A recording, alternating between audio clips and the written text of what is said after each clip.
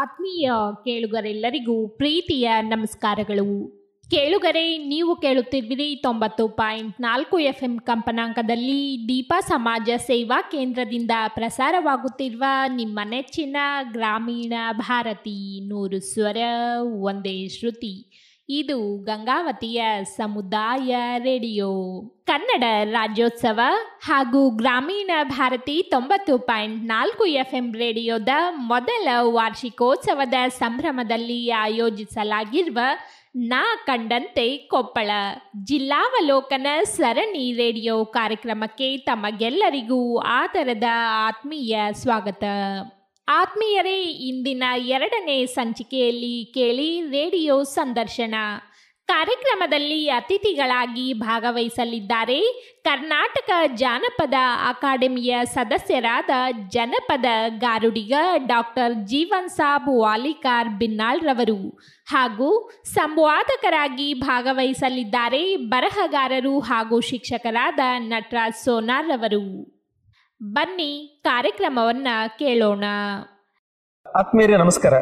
ಕನ್ನಡ ರಾಜ್ಯೋತ್ಸವ ಗ್ರಾಮೀಣ ಭಾರತಿ FM ರೇಡಿಯೋದ ಮೊದಲ ವಾರ್ಷಿಕೋತ್ಸವದ ಸಂಭ್ರಮದಲ್ಲಿ ಇವತ್ತು ನನ್ನೊಟ್ಟಿಗೆ ಇರತಕ್ಕಂಥವರು ಕರ್ನಾಟಕ ಜನಪದ ಅಕಾಡೆಮಿಯ ಸದಸ್ಯರು, ಜನಪದ ಕಲಾವಿದರು, ಬರಹಗಾರರು, ಲೇಖಕರಾದಂಥ ಡಾಕ್ಟರ್ ಜೀವನ್ ಸಾಬ್ ಬಿನ್ನಾಳ್ ನಮ್ಮ ಜೊತೆ ಇದ್ದಾರೆ. ಸರ್ ನಮಸ್ಕಾರ. ಜೀವನ್ ಸಾಬ್ ಸರ್ ನಮಸ್ತೆ. ನಟರಾಜ್ ಸೋನಾರ್ ಸರ್, ಸಾಹಿತಿಗಳಿಗೆ ನಮಸ್ಕಾರ ಸರ್. ಸರ್ ನಮಸ್ಕಾರ.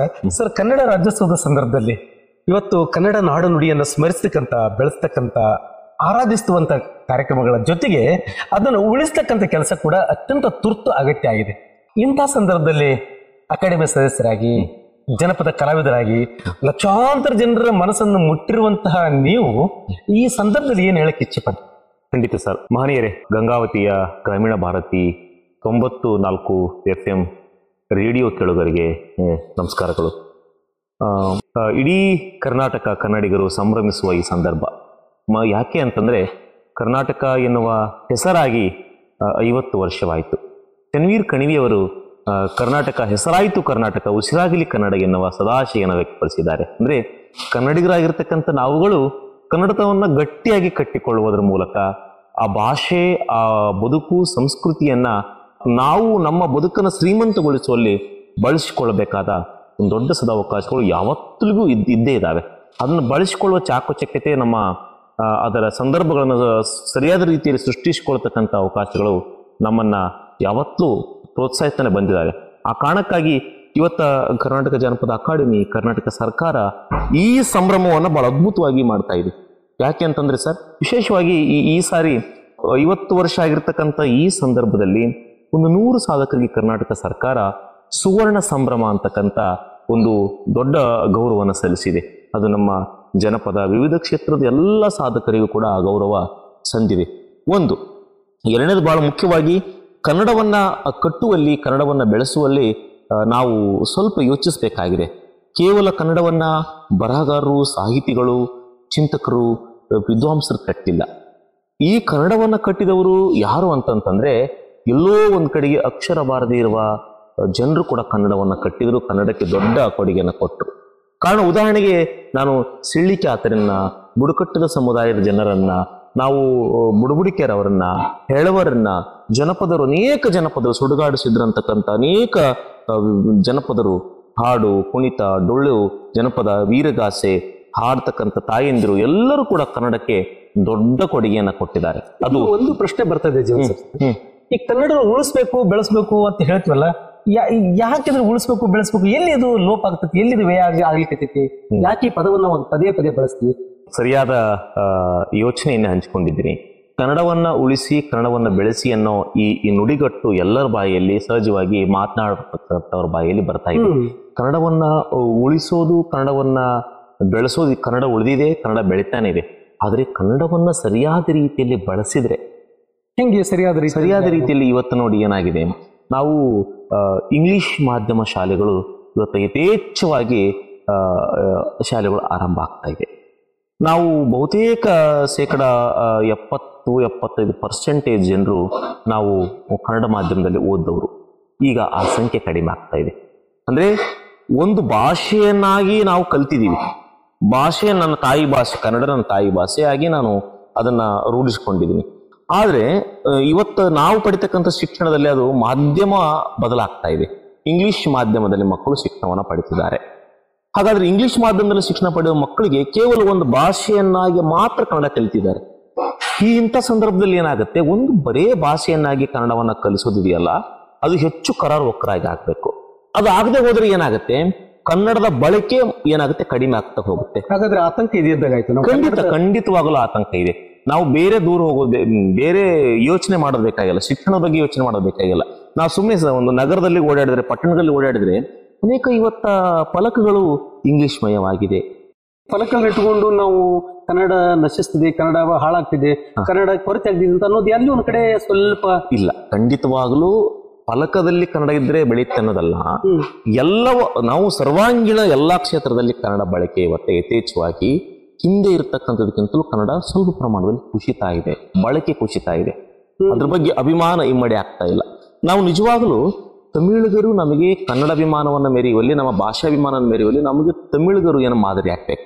ಯಾಕೆ ಅಂತಂದ್ರೆ ನಾವು ಒಬ್ಬ ಭಾಷಿಕ, ಅನ್ಯ ಭಾಷಿಕರು ನಮ್ಮ ಜೊತೆ ವ್ಯವಹರಿಸುವಾಗ, ಮಾತನಾಡುವಾಗ ಸಹಜವಾಗಿ ನಮ್ಮ ಭಾಷೆಯನ್ನ ನಾವು ಮರೆತು ಅವ್ರ ಭಾಷೆಯಲ್ಲಿ ಮಾತನಾಡೋದಕ್ಕೆ ಆರಂಭ ಮಾಡಿಬಿಡ್ತೀವಿ. ಆದ್ರೆ ತಮಿಳುಗರು ಹಾಗಲ್ಲ. ಅವ್ರು ಯಾರು ಎಷ್ಟೇ ಮಾತಾಡಿದ್ರು, ತಮಗೆ ಆ ಭಾಷೆ ಬರ್ತಾ ಇದ್ರು ಕೂಡ ಆರಂಭದಲ್ಲಿ ಅವರು ತಮ್ಮ ಭಾಷೆಯನ್ನು ಬಳಸೋದಕ್ಕೆ ಪ್ರಯತ್ನ ಮಾಡ್ತಾರೆ. ಹಾಗಾದ್ರೆ ಸಂವಹನಕ್ಕೆ ಎಲ್ಲೋ ಕೊರತೆ ಆಗ್ತಾ ಇದೆ. ವ್ಯವಹಾರಿಕ ಭಾಷೆಯಾಗಿ ನಾವು ಕನ್ನಡ ಎಲ್ಲ ಕಡೆ ಅದು ಚಾಲ್ತಿಯಲ್ಲಿ ನಡೆಯೋದು ಸ್ವಲ್ಪ ತೊಂದರೆ ಏನು ಅಂತ ಹೇಳಿ. ಖಂಡಿತ ಸರ್. ಹಾಗೆ ಈಗ ಕನ್ನಡವನ್ನ ನಾವು ಅಭಿಮಾನಿಸುವುದು, ನಾವೆಲ್ಲರೂ ಕೂಡ ಅವ್ರ ಬಗ್ಗೆ ಗೌರವ ಇದೆ, ಅಭಿಮಾನ ಇದೆ. ಬಳಸುವ ಸಂದರ್ಭಗಳಲ್ಲಿ ನಾವು ಅದನ್ನ ಕಡಿಮೆ ಆಗ್ತಾ ಇದೆ. ಯಾಕಂದ್ರೆ ದೊಡ್ಡ ದೊಡ್ಡ ನಗರ ಪ್ರದೇಶದಲ್ಲಿ ಇವತ್ತು ಕನ್ನಡ ಬಳಕೆ ತುಂಬಾ ಬಳಕೆ ಪ್ರಮಾಣ ಕಡಿಮೆ ಆಗ್ತಾ ಇದೆ. ಹಾಗಾದ್ರೆ ಗ್ರಾಮೀಣ ಪ್ರದೇಶದಲ್ಲಿ ಕನ್ನಡದ ಬಗ್ಗೆ, ಕನ್ನಡದ ಸ್ಥಿತಿಗತಿ ಬಗ್ಗೆ, ವ್ಯಾವಹಾರಿಕ ಭಾಷೆ ಆಗಿರ್ಬೋದು, ಮಾತೃಭಾಷೆ ಆಗಿರ್ಬೋದು, ಗ್ರಾಮೀಣ ಪ್ರದೇಶದಲ್ಲಿ ಇವತ್ತು ಕನ್ನಡ ಉಳ್ಕೊಂಡಿದೆ. ಅದೇ ನಗರೀಕರಣವಾದಂಥ ನಗರ ಪ್ರದೇಶಗಳಲ್ಲಿ ಕನ್ನಡದ ಭಾಷೆ ಸ್ವಲ್ಪ ಮಟ್ಟಿಗೆ ಅಲ್ಲಿ ಬಳಸುವ ಪ್ರಮಾಣ ಕಡಿಮೆ ಆಗಿದೆ ವಿನಃ ಯಾವುದೇ ಕನ್ನಡಕ್ಕೆ ಆತಂಕ ಪಡುವ ಸಂದರ್ಭಗಳಿಲ್ಲ. ಒಂದು ಭಾಷೆ ಯಾವತ್ತೂ ಕೂಡ ಅದರ ಬಳಕೆ ಕಡಿಮೆ ಆದ ತಕ್ಷಣ ಆ ಭಾಷೆಗೆ ಅಂತ್ಯ ಆಗೋದಿಲ್ಲ. ಕನ್ನಡ ಭಾಷೆ ಬೆಳೀತಾ ಇದೆ. ಹೆಂಗ್ ಬೆಳೀತಾ ಇದೆ ಅಂದ್ರೆ, ಅದು ಬೇರೆ ಬೇರೆ ಭಾಷೆಯ ನುಡಿಗಟ್ಟುಗಳನ್ನ, ಬೇರೆ ಬೇರೆ ಭಾಷೆಯ ಕೆಲವು ಸನ್ನಿವೇಶಗಳನ್ನ, ಸಂದರ್ಭಗಳನ್ನ ಬಳಸ್ಕೊಂಡು ಅದು ಮತ್ತೆ ಮತ್ತೆ ತನ್ನನ್ನು ತಾನು ಕಟ್ಕೊಳ್ತಾ ಬೆಳೀತಾ ಇದೆ. ಹಾಗಾದ್ರೆ ತಂತ್ರಜ್ಞಾನದ ಈ ಸಂದರ್ಭದಲ್ಲಿ, ಎಲ್ಲರ ಕೈಯಲ್ಲಿ ಆಂಡ್ರಾಯ್ಡ್ ಮೊಬೈಲ್ಸ್ ಹಾಕಿರುವ ಸಂದರ್ಭದಲ್ಲಿ ಪುಸ್ತಕಗಳನ್ನ ಓದಿದ್ರೆ, ಕನ್ನಡ ಸಾಹಿತ್ಯವನ್ನ ಓದಿದ್ರೆ ಮುಂದಿನ ಜನಾಂಗ, ಮುಂದಿನ ಪೀಳಿಗೆ ಕನ್ನಡತನ ಎಲ್ಲೋ ಒಂದ್ ಕಡೆ ನಮಗೆ ರೀಚ್ ಆಗ್ಬೋದು, ಮುಟ್ಬಹುದು ಅಂತ ಅನ್ಕೋತೀವಿ. ಹಾಗಾದ್ರೆ ಅದು ಎಲ್ಲೋ ಓದುವಿಕೆ ಅಂತಕ್ಕಂಥದ್ದು, ಬರವಣಿಗೆ ಕೂಡ ನಮ್ಮ ಕೌಶಲ ಇವತ್ತು ನಿಜವಾಗಿ ಹೇಳ್ಬೇಕಂದ್ರೆ ಬರವಣಿಗೆ ಕೌಶಲ ನಮ್ದು ಕಡಿಮೆ ಆಗ್ತಾ ಇದೆ. ಯಾಕೆಂತಂದ್ರೆ ಲ್ಯಾಪ್ಟಾಪ್ಗಳಲ್ಲಿ, ಕಂಪ್ಯೂಟರ್ಗಳಲ್ಲಿ, ಮೊಬೈಲ್ಗಳಲ್ಲಿ ನಮ್ಮ ಬೆರಳುಗಳನ್ನ ಉಪಯೋಗ ಮಾಡಿಕೊಂಡು ನಾವು ಕನ್ನಡ ಬರವಣಿಗೆಯ ದೋಷಗಳನ್ನು ಹೆಚ್ಚೆಚ್ಚು ಇವತ್ತು ನಾವು ಕಾಣ್ತಾ ಇದ್ದೀವಿ. ಹಾಗಾದ್ರೆ ಮುಂದಿನ ದಿನಮಾನಗಳಲ್ಲಿ ಓದು, ಬರಹ ಮತ್ತು ಆಲಿಸುವಿಕೆ ಅಂತ ಏನು ಇವು ಮೂಲಭೂತ ಕ್ರಿಯೆಗಳೇನು ಬರ್ತಾವಲ್ಲ ಮನುಷ್ಯನಿಗೆ, ಇವನ್ ಎಲ್ಲೋ ಒಂದ್ ಕಡೆ ನಾಳೆ ನಮ್ಮ ಮುಂದಿನ ಪೀಳಿಗೆಗೆ ಕಲಿಸುವಲ್ಲಿ ಏನೋ ಸ್ವಲ್ಪ ಆ ತೊಂದರೆ ಆಗುತ್ತೆ ಅನ್ನೋ ಅಂತ ನನ್ನ ವೈಯಕ್ತಿಕ ಅಭಿಪ್ರಾಯ. ಖಂಡಿತ ಸರ್, ನಟರಾಜ್ ಸರ್. ಈ ಭಾಷೆಯನ್ನ ನಾವು, ನನ್ನ ಯೋಚನೆಗಳು, ಒಂದು ಭಾಷೆ, ಯಾವುದೇ ಭಾಷೆ ತಗೊಳ್ಳಿ, ಒಂದು ಭಾಷೆಯನ್ನು ನಾವು ಪರಿಣಾಮಕಾರಿಯಾಗಿ, ಅದು ಸಂವಹನದ ಭಾಷೆ ಇರ್ಬೋದು, ಬರವಣಿಗೆ ಭಾಷೆ ಇರ್ಬೋದು, ಅದನ್ನು ಪರಿಣಾಮಕಾರಿಯಾಗಿ ಕಲಿಸುವಲ್ಲಿ ನಾವು ಸ್ವಲ್ಪ ಎಡುತ್ತಾ ಇದ್ದೀವಿ, ಸೋಲ್ತಾ ಇದ್ದೀವಿ. ಹಾಗಾದ್ರೆ ಒಂದು ಭಾಷೆಯನ್ನು ಕಲಿಬೇಕಾಯ್ತಂದ್ರೆ ಅದು ಭಾಷೆಯ ಸ್ವರೂಪ, ಭಾಷೆಯ ಅಂತಃಶಕ್ತಿ, ಆಮೇಲೆ ಭಾಷೆಯನ್ನ ಬಳಸುವ ಕ್ರಮಬದ್ಧತೆಯಿಂದ ಭಾಷೆಯನ್ನ ರೂಢಿಸಿಕೊಳ್ಳೋದು, ಇವೆಲ್ಲ ಆಗ್ಬೇಕು. ಖಂಡಿತ ಸರ್. ಯಾಕೆ ಅಂತಂದ್ರೆ, ನಾನು ನನ್ನ ಭಾಷೆಯ ಬಗ್ಗೆ ನಾನು ಶಾಲೆಯಲ್ಲಿ ಮಕ್ಕಳಿಗೆ ಇದರ ಅಂತಸತ್ವ, ಇದರ ಹೆಗ್ಗಳಿಕೆ, ಇದರ ಅಸ್ಮಿಯತೆ ಬಗ್ಗೆ ನಾನು ಹೇಳಿಕೊಟ್ಟಾಗ ಮಕ್ಕಳಿಗೆ ಅರ್ಥ ಆಗತ್ತೆ ವಿನಃ ನಾವು ಕೇವಲ ಒಂದು ಪಠ್ಯಪುಸ್ತಕವನ್ನ ಪರೀಕ್ಷಾ ದೃಷ್ಟಿಯಿಂದ ಅದನ್ನು ಓದಿ ಬರೆದ್ರೆ ಕನ್ನಡ ಬೆಳೆಯುವುದಿಲ್ಲ. ಕನ್ನಡವನ್ನ ಬಹಳ ಅದ್ಭುತವಾದ ದೊಡ್ಡ ಜ್ಞಾನ ಇದು, ವಿಶ್ವಜ್ಞಾನ ಇದು. ಮೊನ್ನೆ ವಿವೇಕ್ ರೈ ಅವರು ತಮ್ಮ ಪ್ರಜಾವಾಣಿಯಲ್ಲಿ ಒಂದು ಲೇಖನ ಕಟ್ಟಿಕೊಟ್ರು. ಕನ್ನಡ ಭಾಷೆ ವಿಶ್ವಜ್ಞಾನ ಇದು, ವಿಶ್ವಕ್ಕೆ ದೊಡ್ಡ ಶಕ್ತಿ ಇದೆ. ಯಾಕಂತಂದ್ರೆ ಎಂಥ ವಿವೇಕ ಇದೆ ಈ ಕನ್ನಡ ಭಾಷೆಯಲ್ಲಿ ಅಂತಂದ್ರೆ, ಬಸವಣ್ಣ 12ನೇ ಶತಮಾನದಲ್ಲಿ ಕಟ್ಟಿಕೊಟ್ಟಿರ್ತಕ್ಕಂಥ ವಚನಗಳಿದೆಯಲ್ಲ, ಅದು ನಮ್ಮ ದೊಡ್ಡ ಸಂಪತ್ತು. ಬಸವಣ್ಣ ಹೇಳಿರ್ತಕ್ಕಂಥ ಇವನಾರವ ಮನೆ ಮಗನೆಂದೆನಸೆಯ ಕೂಡಲ ಸಂಗಮ ದೇವ ಅಂತ ಹೇಳ್ತಾನೆ. ಸರ್ವಜ್ಞ ತನ್ನಂತೆ ಪರರ ಬಗೆದಡೆ ಕೈಲಾಸ ಭಿನ್ನಾಣವಕ್ಕು ಅಂತಕ್ಕಂಥ ಮಾತನ್ನು ಹೇಳ್ತಾನೆ. ಕವಿರಾಜ ಮಾರಕ ಪರ ಚಿಂತನೆ, ಪರ ಯೋಚನೆಗಳನ್ನ ಸ್ಮರಣೆಯಿಂದ ಕೇಳಿಸ್ಕೊಳ್ತಕ್ಕಂಥದ್ದು, ಆಲಿಸ್ತಕ್ಕಂಥದ್ದು, ಅವುಗಳನ್ನು ಕೇಳ್ತಕ್ಕಂಥದ್ದು ಕೂಡ ನಮ್ಮ ಕನ್ನಡದ ವಿವೇಕ ಅಂತ ಹೇಳ್ತಾರೆ. ಪಂಪ ರನ್ನರಾದಿಯಾಗಿ ಶಾಸನಗಳು, ಜನಪದಕಾರರು, ದಾಸರು, ವಚನಕಾರರು, ರೈತರು ಕಟ್ಟಿರ್ತಕ್ಕಂಥ ನಾಡು ಇದು. ಅನೇಕ ರೈತರು ಇವತ್ತು ನಾವು ನನ್ನ ವಾದ, ಸಾಹಿತಿಗಳು ಕಲಾವಿದರು ನಾಡನ್ನು ಕಟ್ಟಿಲ್ಲ, ಉದ್ಯಮಿಗಳು, ರೈತರು, ಜನಸಾಮಾನ್ಯರು ಕೂಡ ಕನ್ನಡವನ್ನು ಬಹಳ ಅದ್ಭುತವಾಗಿ ಬೆಳೆಸ್ತಾರೆ. ಬುಡುಬುಡಿಕೆ ಕನ್ನಡ ಬಳಸ್ತಕ್ಕಂಥ ಕನ್ನಡ ಇವತ್ತು ನಾವು ಶಾಲೆಯನ್ನು ಓದ್ಕೊಂಡವರಿಗೆ ಆ ಕನ್ನಡ ಬಳಕೆ ನಮಗೆ ಗೊತ್ತಿಲ್ಲ. ನಮ್ಮ ಜನಪದ ಹೆಳವರು ಬಳಸ್ತಕ್ಕಂಥ ಏನು ಗ್ರಾಮ್ಯದ ಕುಟುಂಬದ ಇತಿಹಾಸವನ್ನು ಕಟ್ಟಿಕೊಡ್ತಕ್ಕಂಥ ನಮ್ಮ ಹೆಳವರು ಬಳಸ್ತವ ಕನ್ನಡ ನಾವು ಓದ್ಕೊಂಡವರಿಗೆ ಅದು ಬಳಕೆ ನೆನಪಾಯ್ತು. ಈ ಸಂದರ್ಭದಲ್ಲಿ ಮೋಡಿ ಲಿಪಿಕಾರರು, ಮೋಡಿ ಒಂದು ಲಿಪಿ ಬರ್ತದಲ್ಲ, ಅದು ಹಳಗರಡ ಇರ್ಬೋದು, ಮೋಡಿ ಲಿಪಿ ಇರ್ಬೋದು. ಇವತ್ತು ನಮ್ಮ ಪೂರ್ವಿಕರು ಅದು ನಮ್ಗೆ ಬಿಟ್ಟೋದಂತ ಆಸ್ತಿ. ಇವತ್ತಿನ ಪೀಳಿಗೆಗೆ, ಇವತ್ತಿನ ಮಕ್ಕಳಿಗೆ ಮೋಡಿ ಅಂದ್ರೆ ಗೊತ್ತಿಲ್ಲ. ಮೋಡಿ ಲಿಪಿಕಾರದ ಅದು ವಿನ್ಯಾಸ, ಅದು ಸ್ಟೈಲ್, ಅದು ಬಳಸುವ ರೀತಿ, ಅದೇ ರೀತಿ ಶಾಸನಗಳನ್ನು ಕೆತ್ತಿದಂತ ಅನೇಕರು ಶಾಸನಕಾರರು ಕೂಡ ಅವತ್ತು ಉಳಿಸಿಕೊಂಡು ಬಂದಿದ್ದಕ್ಕೆ ಇವತ್ತು ನಾವು ಅದನ್ನು ಮುಂದುವರಿಸಿಕೊಂಡು ಆ ಪರಂಪರೆಯನ್ನು ಹೋಗ್ತಾ ಇದ್ದೀವಿ. ಸೊ ಹಿಂಗಾಗಿ ಕನ್ನಡಕ್ಕೆ ಎಂದೂ ಸಾವಿಲ್ಲ, ಕನ್ನಡಕ್ಕೆ ಎಂದೂ ಕೊರತೆ ಆಗೋದಿಲ್ಲ. ಆದ್ರೆ ಅದನ್ನ ಉಳಿಸಿ ಬೆಳೆಸುವ ನಿಟ್ಟಿನಲ್ಲಿ ನಾವು ನೀವೆಲ್ಲರೂ ಪ್ರಯತ್ನ ಮಾಡಬೇಕು ಅಂತ ಹೇಳ್ತಾ ಇದ್ರಿ. ಖಂಡಿತ. ಯಾಕೆ ಅಂದ್ರೆ ತಮ್ಮ ಮಾತಿಗೆ ನಾನು ಒಂದಿಷ್ಟು ಯೋಚನೆ ಸೇರಿಸೋದಾದ್ರೆ, ಕನ್ನಡ ಭಾಷೆ ಬಗ್ಗೆ ಇವತ್ತು ನಾವು ಅಭಿಮಾನ ಬೆಳೆಸಬೇಕಾಗಿದೆ. ಇದು ನಮ್ಮ ಕನ್ನಡ, ಇದರಲ್ಲಿ ಇಷ್ಟು ಸಾಮರ್ಥ್ಯ ಇದೆ. ಒಬ್ಬ ಲಾವಣಿಕಾರ ಹಾಡಿದ ಕನ್ನಡ ಬಗ್ಗೆ ಏನಂತ ಹಾಡಿದಾನೆ, ಎಷ್ಟು ಅದ್ಭುತವಾಗಿ, ಕನ್ನಡ ನಾಡು ಚಂದ, ನಮ್ಮ ಕನ್ನಡ ನುಡಿಯೂ ಅಂದ, ಕನ್ನಡ ನಾಡು ಚಂದ, ನಮ್ಮ ಕನ್ನಡ ನುಡಿಯೂ ಅಂದ, ಕನ್ನಡ ನಾಡಲ್ಲಿ ನಮ್ಮ ಕನ್ನಡ ಜನ ಚಂದ, ಕನ್ನಡ ನಾಡಲ್ಲಿ ನಮ್ಮ ಕನ್ನಡ ಜನ ಚಂದ. ಅಡಿಯು ಸೋಪುರದ ಚೆನ್ನಪ್ಪ ಅಂಗಡಿಯವರು ಕಟ್ಟಿದ ಹಾಡಲ್ಲ ಅವನು. ಭರತ ಕಂಡವಿದು ಬಾರಿ ಪುಣ್ಯದ ನಾಡು, ಬಾರಿ ಬಾರಿ ಮಹಾತ್ಮರು ಜನಸಿದರು, ವೀರ ಶೂರರು ಧೀರ ಮಹಿಳೆಯರು ದೇಶಕ್ಕಾಗಿ ಹೋರಾಡಿದರು, ಅವರು ದೇಶಕ್ಕಾಗಿ ಹೋರಾಡಿದರು. ಕನ್ನಡ ನಾಡಿನ ಪುಣ್ಯ ಭೂಮಿ ಇದು, ಕೇಳರಿ ನಾಡಿನ ಕತೆ ಸಾರ, ನಮ್ಮ ಹೆಮ್ಮೆಯ ನಾಡಿನ ಕತೆ ಸಾರ. ಇಂಥ ನಾಡಿನ ಭಾಗ್ಯ ಇನ್ಯಾವ ನಾಡಿಗೈತಿ, ಚೆನ್ನಾಗಿ ಕೇಳರಿ ಕುಂತವರೇ, ಅಲ್ಲಿ ಚೆನ್ನಾಗಿ ಕೇಳರಿ ನಿಂತವರೇ, ಅಲ್ಲಿ ಚೆನ್ನಾಗಿ ಕೇಳರಿ ಕುಂತವರೇ.